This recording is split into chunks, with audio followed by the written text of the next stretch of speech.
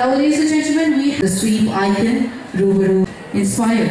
The details, the whole process to everyone. I stand for you guys. तो ये लोग Shaba class उनको जाके आप लोग बोले Hindi and pop rock mix करके विद्यार्थी को For inspiring us with your value, every single board से जो तो नो बोर्ड लाइट रियलाइज आती सामने बात तो ज़्यादातर जब हमने शुरुआत करी थी या किसी भी कंट्री में शुरुआत करी थी तो वो बैलेट पेपर के साथ ही करी थी, परंतु जब इवोल्यूशन हुआ 1982 से लेके तमिलनाडु में शुरू हुआ और अब हम लोग पूरे कंट्री में ये कर रहे हैं।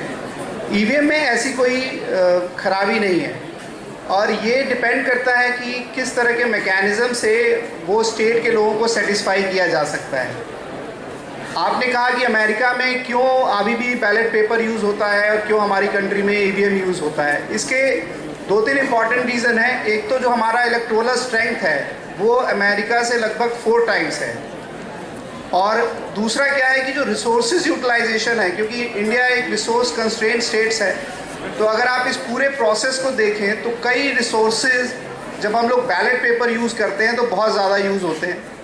दूसरा जो अमेरिका में इलेक्शन का प्रोसीजर है ये एक बहुत लंबा प्रोसीजर है, और हमारा जो काउंटिंग का प्रोसीजर है वो बहुत लिमिटेड, एक दिन में ही पूरे कंट्री की काउंटिंग कंप्लीट करने पड़ती है as per the procedure.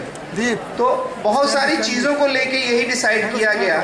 Even court में भी डिस्कशन हुआ, मीडिया में भी डिस्कशन हुआ, पब्लिक प्लेटफॉर्म पे भी डिस्कशन हुआ कि ईवीएम बेस्ट है। कुछ पॉलिटिकल पार्टीज जब किसी और साइड होती हैं तो वो कहती हैं कि भाई ईवीएम ठीक नहीं है, परंतु ऐसा कभी प्रूव नहीं हुआ कि ईवीएम में आपका जो इलेक्टोरल डाटा है उसमें आज तक कोई मैनिपुलेशन हुआ हो। सरकारें लास्ट 30-40 सालों में ईवीएम के थ्रू चेंज भी हुई हैं और साइलेंटली चेंज हुई हैं। कोई इसमें किसी वोटर ने आज तक नहीं बोला कि मैंने वो वोट डाला तो वो गलत पड़ा है।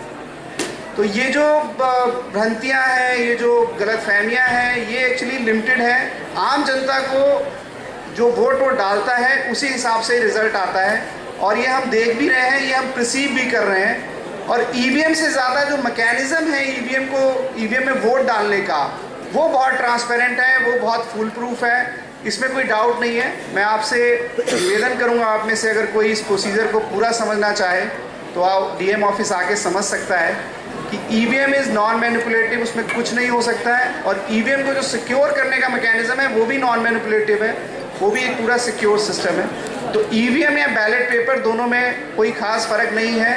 ये डिपेंड करता है कि हमारे पास रिसोर्सेज कैसे हैं और हमारा मैकेनिज़्म कितना फुल प्रूफ है।